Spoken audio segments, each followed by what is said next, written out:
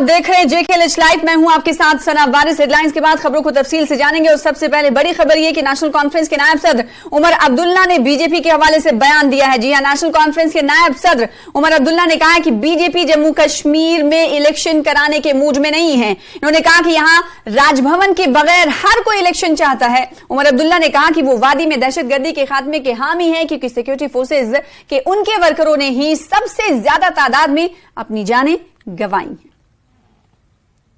पहले दिन से कहते आ रहे हैं ना, अभी ये लोग इलेक्शन कराने के मूड में है नहीं, क्योंकि इनको पता है लोग इनके साथ है नहीं। कश्मीर की बात छोड़िए, जम्मू में भी बीजेपी वाले जो हैं लोगों के हाथ मार खाएंगे, इसलिए इनकी हिम्मत नहीं है। असेंबली तो दूर की बात, अभी तक तो कम से कम सुप्रीम कोर्ट में वो लोकल बॉडीज पंचायतों के इलेक्शन की बात करते आए, अब तो शायद वो भी खा गए। सिर्फ एक इलेक्शन पे अब यकीन किया जा सकता है, क्योंकि उसको टालने में शायद के लिए मुश्किल होगी, वो है पार्लियामेंट। लेकिन पार्लियामेंट के अलावा ये शायद कोई और इलेक्शन कराने के मूड में है नहीं, क्योंकि जानते हैं लोगों का जो मिजाज है, लोगों का जो मूड है, वो इन लोगों को वोट के जरिए सजा देंगे। हजारों की तादाद में हमारे वर्कर, चाहे वो छोटे से छोटा अदना कारकुन हो हमारा या हमारे मिनिस्टर, इन 30-35 साल में मिलिटेंटों के हाथों मारे गए हैं। तो हम में से कोई ऐसा नहीं है जो आपसे कहेगा कि डीजी साहब जो है गलत बयान कर रहा है। तो कहते हैं ना, आप करिए जम्मू कश्मीर को टेरर फ्री, इसमें जितना हम अपना रोल एक अदा कर सकेंगे हम भी करेंगे। हम भी चाहते हैं कि यहाँ पूरी तरह से अमन हो, लेकिन बयानबाजी से कुछ नहीं होगा। हम कितने टेरर फ्री हैं वो कोकरनाग से पता चला। कितने अरसे के बाद इतने सीनियर अफसर, colonel, major, Jammu Kashmir police का डीएसपी, आर्मी का जवान इस तरह मारे जाना कोई मामूली बात नहीं है। तो ठीक है, मकसद आपका टेरर फ्री है, ग्राउंड पे वो साबित हो जाए, बड़ी अच्छी बात है। टेरर फ्री करिए, उसके बाद अफस्पा हटाइए। हम सबसे पहले उनमें से होंगे जो आपके लिए ताली बजा के कहेंगे ना, आपने बहुत अच्छा काम किया। करिए टेरर फ्री और अफस्पा उठाइए। 3 अक्टूबर को जम्मू में अपोजिशन जमातों की एक मीटिंग होगी। सीपीआईएम के सीनियर लीडर मोहम्मद यूसुफ तारिगामी ने कहा कि अब ऐसा लग रहा है कि हुकूमत जम्मू कश्मीर में पंचायत और लोकल बॉडीज के इंतखाबात भी फिलहाल नहीं कराने के मूड में है। उन्होंने कहा कि हुकूमत के दावे खोखले साबित हो रहे हैं और बीजेपी की जमीन खिसक रही है। तारीख 3 अक्टूबर को सभी अपोजिशन लीडर्स की मीटिंग तलब की गई है जम्मू में, और मकसद ये है कि मौजूदा सूरत हाल का जायजा लिया जाए। जैसा कि मालूम है, क्या सरकार ने फैसला ही लिया है अब, जो इलेक्शन के बारे में उनका चर्चा था, अर्बन लोकल बॉडीज के बारे में, पंचायत के बारे में, लग रहा है कि चुनाव अब होंगे नहीं। जो मुशावरत हुई दिल्ली में कोर ग्रुप की, होम मिनिस्टर ने जो बुलाई, तो उसमें मुद्दा यही था कि किसी तरीके से पीछे हटा जाए जो ऐलान किया गया था अर्बन लोकल बॉडीज चुनाव के या पंचायती चुनाव के बारे में। आपको मालूम है कि बहुत शोर सुनते आए हम, काफी कुछ चर्चा था, क्या हमने पंचायत चुनाव कराए पास्ट में, लोकल बॉडीज, अब फिर लोकल बॉडीज, पंचायती चुनाव, ग्रास रूट लेवल डेमोक्रेसी। लेकिन ये सब अब खोखले नारे ही साबित हो रहे हैं, और लग रहा है कि जमीन खिसक रही है बीजेपी से, और जमीनी सतह पर उन्हें अब एतमाद रहा नहीं है डेमोक्रेटिक प्रोसेस पर, इलेक्टोरल प्रोसेस पर। अवाम की मर्जी अब ये नहीं है कि बीजेपी को फिर मौका मिले, एतमाद मिले, और इसी वजह से हमने फैसला किया कि अपोजिशन लीडर्स का इजलास बुलाया जाए ताकि मौजूदा सूरत हाल का जायजा लिया जाए, और ये जो भी खिलवाड़ किया जा रहा है, जारी रखा जा रहा है जम्मू कश्मीर के अवाम के साथ, उनके जमहूरी हुकूक के साथ, उसका बाज़ाब्ता अहाता किया जाए, और आइंदा आने वाले वक्त के लिए एक मुनज़्ज़म लाहे अमल तरतीब दिया जाए। ये मकसद है मीटिंग का, इजलास का, जिसको तलब किया गया है 3 अक्टूबर को जम्मू में डॉक्टर फारूक अब्दुल्ला साहब के। जम्मू कश्मीर बीजेपी ने हिजब इख्तिलाफ जमातों की मीटिंग पर जमकर तनकीद की है। ये मीटिंग 3 अक्टूबर को एनसी सदर डॉक्टर फारूक अब्दुल्ला की जम्मू में सरकारी रिहाइशगाह पर मुनक्किद होने वाली है। पार्टी के सीनियर लीडर और साबिक वजीर प्रिया सेठी ने कहा है कि अपोजिशन जमातें मायूसी का शिकार हैं और जम्मू कश्मीर में यूएलबी और पंचायती इंतखाबात के मुलतवी होने के बारे में झूठी अफवाहें फैला रहे हैं। यहां जिक्र करना होगा कि यूएलबी और पंचायत इंतखाबात के मुलतवी होने की इत्तलात के बाद हिकमत अमली को हतमी शक्ल देने के लिए अपोजिशन पार्टियों के रहनुमा 3 अक्टूबर को जम्मू में एकजुट होने वाले हैं, मीटिंग करने वाले हैं। जब से इस बात की चर्चा शुरू हुई कि जम्मू कश्मीर में म्युनिसिपल पोल्स या जो पंचायत पोल्स हैं वो नहीं होंगे, तब से अपोजिशन पार्टी लगातार बीजेपी पे हमलावर है। और इसी बीच डॉक्टर फारूक अब्दुल्ला ने सभी अपोजिशन लीडरों को यहाँ 3 अक्टूबर को जम्मू बुलाया है एक मीटिंग के लिए, जो 2:30 बजे यहाँ फारूक अब्दुल्ला के घर में होगी, जिसमें इस बारे में भी चर्चा होगी कि आखिर ये जो इलेक्शन थे जो ड्यू थे अक्टूबर नवंबर में, उनको क्यों नहीं किया जा रहा है, उस पर एक रणनीति बनाई जाएगी। बीजेपी इस पर क्या सोचती है, इस पर बात करने के लिए हमारे साथ हैं बीजेपी की सीनियर लीडर और फॉरेन मिनिस्टर प्रिया सेठी। प्रिया जी, 3 तारीख को ये मीटिंग करने जा रहे हैं जम्मू में, क्या लगता है आपको? वो कहते हैं कि हम बहुत नाराज हैं, वो कहते हैं कि बीजेपी अपोजिशन जो चुनाव से भाग रही है। वो एक मिराज में जीते हैं और ऐसे लोग जो कश्मीर सेंट्रिक पॉलिसीज को जिन्होंने 70 साल बनाया, भारतीय जनता पार्टी ने, हमारे अध्यक्ष रविंद्र रैना जी ने पिछले हफ्ते ही सब सीनियर नेताओं को अपने अपने जिलों में कॉर्पोरेशन के इलेक्शंस के लिए तैयारी करने के लिए लगाया। 3-4 दिन पहले हमने इसके ऊपर एक विजन डॉक्यूमेंट के ऊपर एक बहुत बड़ी बात रखी है, म्युनिसिपल कॉर्पोरेशन के अंदर कैसे विजन डॉक्यूमेंट होगा। भारतीय जनता पार्टी पूरी लगन से इलेक्शंस के लिए उतरने के लिए तैयार है, पूरी इच्छा से उतरने के लिए तैयार है। ये अपनी जो रणनीति ये बना रहे हैं, क्या बना रहे हैं, पहले भी अलायंस में इकट्ठे हुए, अभी भी दोबारा इकट्ठे हुए। Bharatiya Janata party organisation level पर, भारतीय जनता पार्टी निचले स्तर पर, भारतीय जनता पार्टी हर एक स्तर पर जो है अपनी राजनीति जो है वो तैयार करती है। और मुझे लगता है कि ये एक मिराज जैसे स्थिति में रहते हैं। 70 साल इन्होंने यहाँ के युवाओं को मिराज बताया, सर्वजबाज बताए। आज फिर जो लोग हैं वही इकट्ठे होकर वही बताना चाह रहे हैं। इनकी अपनी विरासतें खत्म हो चुकी हैं और आने वाला समय जो है वो भारतीय जनता पार्टी का होगा। हर एक इलेक्शन में भारतीय जनता पार्टी का कैंडिडेट उभर कर जीत कर आएगा। लेकिन अपोजिशन ये कह रही है कि आप लोग डर रहे हैं, इसीलिए आप लोकसभा की तैयारी कर रहे हो, लेकिन बीच के जो है असेंबली पोल नहीं करवा रहे हो। पिछले कई सालों से जो ड्यू थे म्युनिसिपल पोल्स, उसका भी चल रहा है कि नहीं होंगे, पंचायत पोल्स नहीं करवा रहे हो। बीजेपी डर रही है लोगों के सामने आने को, इसीलिए अब ये जो भारतीय जनता पार्टी तय करती है इलेक्शंस, ये इलेक्शन कमीशन तय करता है। It's not BJP who decides, it's the election commission who decides the conducive environment to have each and every election. BJP is also a part of the electoral process. मुझे बताएं, 370 तोड़ने के बाद 2019 में कौन सा इलेक्शन रोका है? डीडीसी के किए, पंच सरपंचों के किए, आपके कॉर्पोरेशंस के इलेक्शंस हुए और मुझे पूरी उम्मीद है कि ये भी इलेक्शन जो है रुकेंगे नहीं। आने वाले समय के अंदर ये भी पूरे अच्छे से होंगे और हमारी पार्टी नित्य तैयारी करती रहती है। आपने देखा ऑर्गेनाइजेशन पे हम जो काम करते हैं, जो निचले लेवल पर बूथ लेवल तक हमारे काम आते हैं, अभी भी जो काम आए हैं, तो ये काम जो है बहुत हद तक जो है आते रहते हैं। तो क्या लगता है अपोजिशन जिस तरह से मिल रहे हैं, क्या आपको लगता है अपोजिशन मिलते रहे, वो इकट्ठे होकर मिलते रहे, बात करते रहे, उससे भारतीय जनता पार्टी को या किसी को कोई फर्क नहीं पड़ने लगा। भारतीय जनता पार्टी लोगों के बीच में है, लोगों के हितों के लिए है, लोगों की आवाज उठाने के लिए और जब समय आएगा तो जवाब देने के लिए।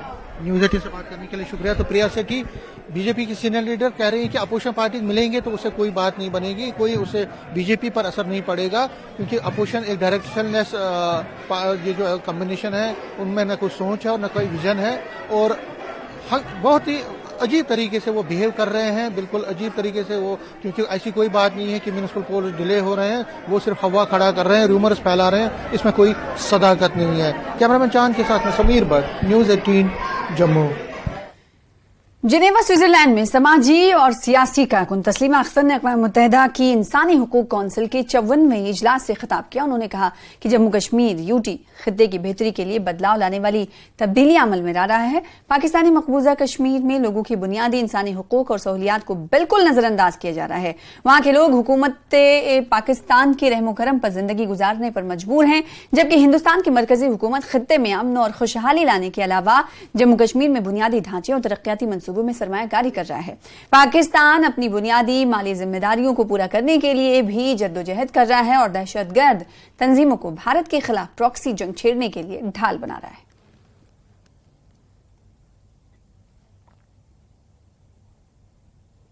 President, being a native to Jammu and Kashmir through UNHR Council, I would like to bring forth the stack developmental differences of Union Territory of Jammu and Kashmir, that is JKUT and Pak occupied Jammu Kashmir.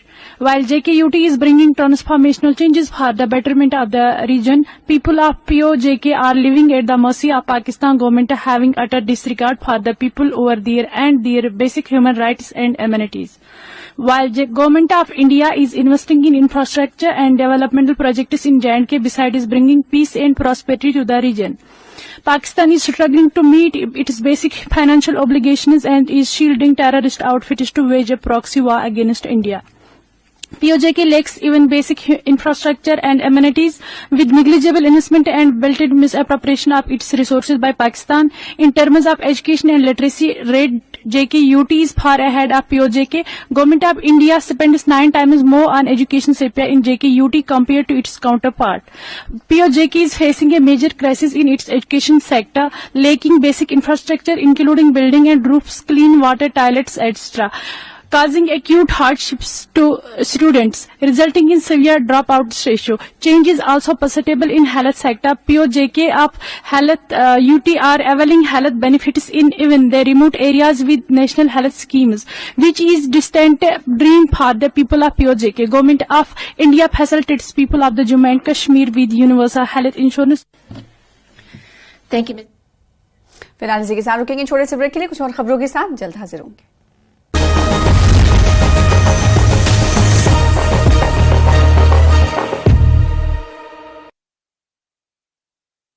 संचित सुखू सरकार के खिलाफ धरना प्रदर्शन करने वाले BJP नेताओं और कार्यकर्ताओं के खिलाफ एफआईआर, सभी पर शांति भंग करने का आरोप। नेता प्रतिपक्ष ने पुलिस की कार्यप्रणाली पर उठाए सवाल।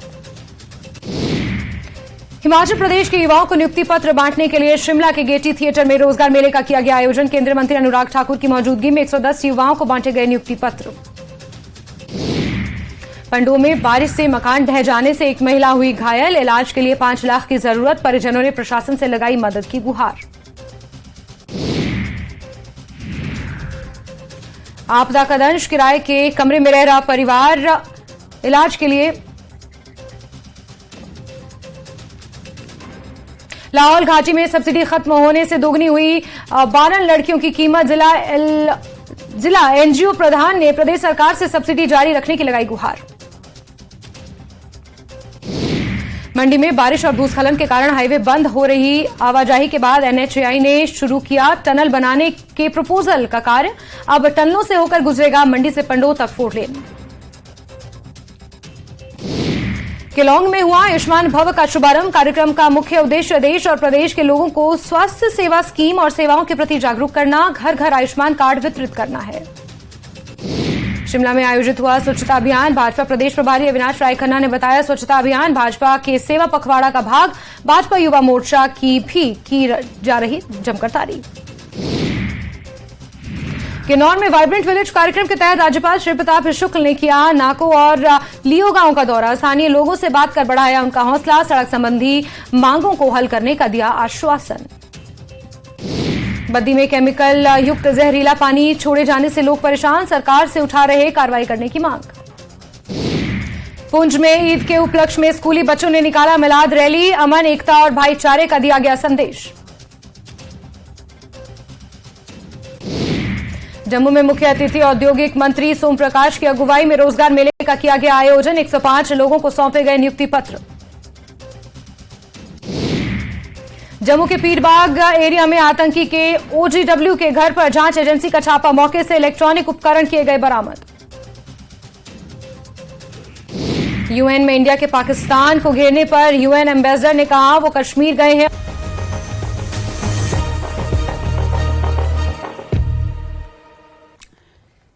के बाद एक बार फिर से आपको इस्तकबाल करते हैं। अक़वाम मुत्तहिदा की जारी इजलास में पाकिस्तान हर तरह से बेनकाब हो गया, जहां कश्मीर के समाजी और सियासी कारकुनों ने पाकिस्तानी हिमायत याफ्ता दहशतगर्दी के बारे में दुनिया को बताया, तो वहीं तज्जियाकारों ने POJK में पाकिस्तानी हुकूमत के जुल्म ज्यादतियों के बारे में अक़वाम मुत्तहिदा को आगाह किया है। उन्होंने कहा कि पाकिस्तान की जाबिराना पॉलिसियों की वजह से POJK से लोग नक्ल मकानी करने पर मजबूर हो रहे हैं।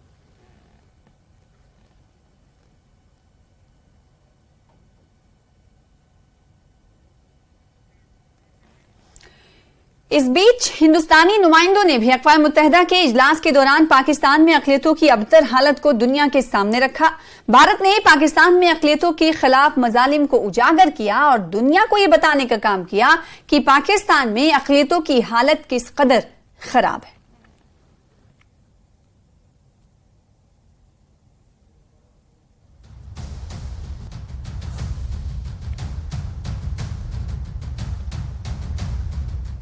तो हिंदुस्तानी नुमाइंदों ने अक़वाम मुत्तहिदा में मामला उठाया है। उधर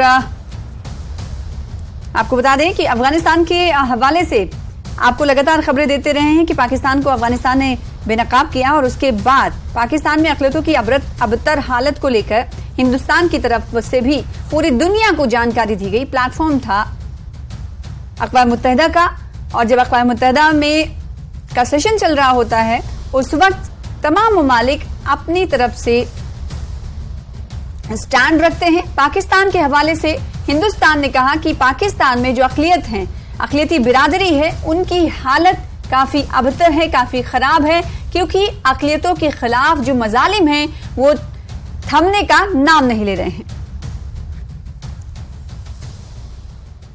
आगे बढ़ेंगे। भारत और कनाडा तनाज़े पर उमर अब्दुल्ला ने रद्दमल जाहिर करते हुए कहा कि यह इंतहाई अफसोसनाक सूरत हाल है। उन्होंने कहा कि दोनों ममालिक के दरमियान ताल्लुकात हमेशा अच्छे रहे हैं। कनाडा का दावा है कि हिंदुस्तान ने कोई कार्रवाई की है। अगर उनका यह दावा सही है तो सबूत पेश करें। हिंदुस्तानी वजीर खारजा ने भी अल्फाज के बजाय पुख्ता सबूत देने को कहा है। अफसोस की बात है, दोनों मुल्कों के दरमियान एक अच्छा खासा रिश्ता था, और चाहे ट्रेड के लिहाज से देखा जाए, चाहे लोगों के आने जाने का जो सिलसिला रहा, हमारे बच्चे बच्चियां यहाँ से जाते हैं वहाँ तालीम हासिल करने के लिए, जो रिश्तों में एक तनाव आया है, अच्छी बात नहीं है। कनाडा वाले कहते हैं कि हमने जाके वहाँ पे कोई इंसिडेंट किया, सबूत दिखाएं। ज़बानी कहना तो एक बात है, आप सबूत साबित करिए। इंडिया ने यूनाइटेड नेशंस में भी यही बात की। हमारे फॉरेन मिनिस्टर ने कहा कि अगर आपके पास ज़रा सा भी सबूत है हमें दिखाइए। फिलहाल तो सबूत इंडिया के साथ शेयर किया नहीं गया है, करिए शेयर, हम भी देखें। अगर उसके बाद फिर इंडिया को कोई कार्रवाई करनी होगी इसको दुरुस्त करने के लिए, वो करेंगे, लेकिन ज़बानी बात नहीं। जो सबूत है वो इंडिया के साथ शेयर ज़रूर किया जाना चाहिए। इसी खबर पर ज्यादा जानकारी लेंगे, बातचीत करेंगे, क्योंकि अब उमर अब्दुल्ला का जो बयान है अब वो इस ज़िम्न में भी देखा जा सकता है कि पार्टी डिफरेंसेस एक तरफ है, लेकिन अगर मुल्क की बात होगी तो सभी एकजुट होंगे। और भारत के हवाले से की गई प्रतिक्रिया, रद्द अमल का वो करारा जवाब देंगे। हमारे साथ ईशान मलिक हमारे रिपोर्टर जुड़ रहे हैं इस खबर पर, उनसे बातचीत करने की कोशिश करेंगे। उमर अब्दुल्ला ने ये बयान जब दिया तो इससे ये ईशान साबित होता हुआ दिखाई दे रहा है कि पार्टी डिफरेंसेस एक तरफ हैं। अगर मुल्क की बात होगी तो भारत की तरफ से क्या कुछ स्टैंड रखा गया है कनाडा के हवाले से, उस पर ही बात करेंगे। ईशान, और इससे पहले भी ऐसे मामलों पर साफ समर्थन करती आई है सरकार का। जब भी ऐसे कोई इंटरनेशनल पोडियम में ऐसे इश्यूज रेज किए गए हैं तो लगातार सरकार का समर्थन करते दिखे ना। जैसे उमर कहा के पास है जो प्रेजेंट करना चाहते। ईशान, आपकी आवाज सही तरीके से नहीं आ रही है, दोबारा हम आपसे जुड़ने की कोशिश करेंगे। फिलहाल आपको बता दें कि भारत और कनाडा के दरमियान जो तनाज़ा चल रहा है उस पर उमर अब्दुल्ला ने भी, एनसी के नायब सदर ने भी रद्द-ए-अमल का इजहार किया। और रद्द-ए-अमल का जब इजहार किया उमर अब्दुल्ला ने, तो अपने इस रद्द-ए-अमल में उन्होंने कहा कि भारत की तरफ से, हिंदुस्तान की तरफ से जो खारजा पॉलिसी है या फिर वजीर खारजा उनकी तरफ से जो बातें कही गई हैं, उन्होंने स्टैंड अपना क्लियर कर दिया है। इसके अलावा उन्होंने कहा कि कनाडा के पास अगर हिंदुस्तान के हवाले से कोई सबूत है तो उसे पेश किया जाए। उमर अब्दुल्ला के इस बयान से ये बात साफ होती हुई दिखाई दे रही है कि पार्टी की बातें अलग हैं, एक तरफ हैं, लेकिन जब मुल्क की बात होगी तो सब एकजुट होंगे, उसकी हिमायत करेंगे। हमारे साथ ईशान जुड़े हुए, एक बार फिर से रुख कर लेते हैं। ईशान, कंप्लीट कीजिएगा। ईशान, आपको आवाज मेरी मिल पा रही होगी तो जवाब दीजिएगा, क्योंकि ये खबर काफी इंपॉर्टेंट है, काफी अहम हो जाती है ऐसे वक्त में जब भारत और कनाडा के दरमियान तनाज़ा चल रहा होगा, चल रहा है काफी वक्त से, जिस पर जम्मू कश्मीर में भी अब अपने अपने तरीके से सियासी पार्टियों ने, मुताद्दिद पार्टियों की तरफ से रद्द-ए-अमल का इजहार किया जाने लगा है। इसी जिम्न में एनसी के नेशनल कॉन्फ्रेंस के नायब सदर उमर अब्दुल्ला ने रद्द-ए-अमल का इजहार करते हुए कहा है कि ये इंतहाई अफसोसनाक सूरत हाल है। साथ उन्होंने कहा कि दोनों मुल्कों के दरमियान ताल्लुकात हमेशा से अच्छे रहे हैं, क्योंकि हम ये जानते हैं कि कनाडा में भारतीयों की तादाद, हिंदुस्तानियों की तादाद बहुत ज्यादा है। और आपको बता दें कि कनाडा ने दावा किया है कि हिंदुस्तान ने कोई कार्रवाई की है। इस पर उमर अब्दुल्ला ने कहा कि अगर उनका ये दावा सही है तो इस दावे को सिर्फ दावा ही साबित ना करें बल्कि सबूत पेश करें। हिंदुस्तानी वजीर खारजा ने उन्होंने कहा कि अल्फाज के बजाय पुख्ता सबूत देने को कहा है। तो भारत ने अपना स्टैंड क्लियर कर दिया है, अब कनाडा को आगे बढ़ने की जरूरत है। हमारे साथ ईशान लगातार बने हुए, एक बार फिर से रुख करते हैं। ईशान, आपको आवाज मिल पा रही होगी तो कंप्लीट कीजिएगा। उमर अब्दुल्ला ने इसके अलावा क्या कुछ कहा, और इस बात का एक बार फिर से ये आया हो गया है कि अगर पार्टी डिफरेंसेस एक तरफ है, अगर मुल्क की बात होगी तो हिमायत मुकम्मल तौर पर होगी। जी बिल्कुल, नेशनल कॉन्फ्रेंस से पहले भी जब देश के मुद्दे आए हैं वो लगातार सरकार के समर्थन करने में दिखी है, क्योंकि ऐसा मसला है जिसकी वजह से इंडिया और कनाडा के बीच में जो डिप्लोमेटिक संबंध थे उनमें डाउनग्रेड आया है, और लगातार जो दोनों देशों के बीच में बयान चल रहे हैं उसकी वजह से कहीं ना कहीं उमर अब्दुल्ला और नेशनल कॉन्फ्रेंस में भी चिंता पाई जा रही है, क्योंकि काफी सारा ट्रेड हो या बच्चे पढ़ने जाते हैं कनाडा, और जिसकी वजह से आपने देखा होगा कि काफी सारे एडवाइजरीज आई हैं।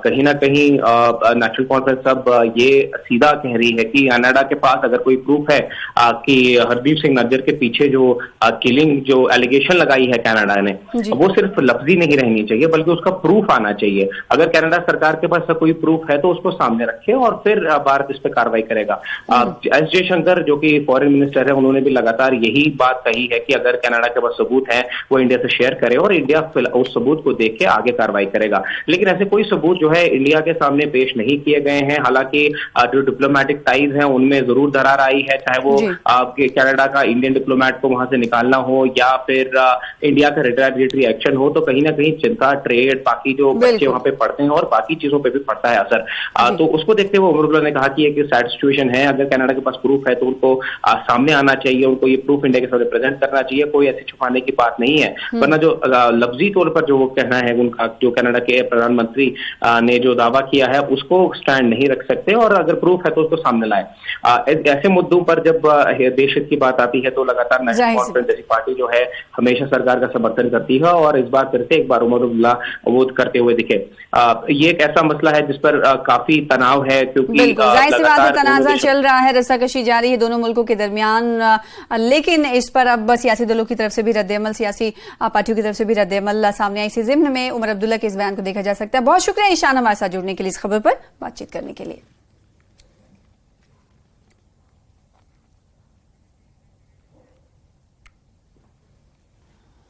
फिलहाल इसी के साथ इस बुलेटिन में इतना ही। छोटे से ब्रेक के बाद देखिए अपना हिमाचल आजाद।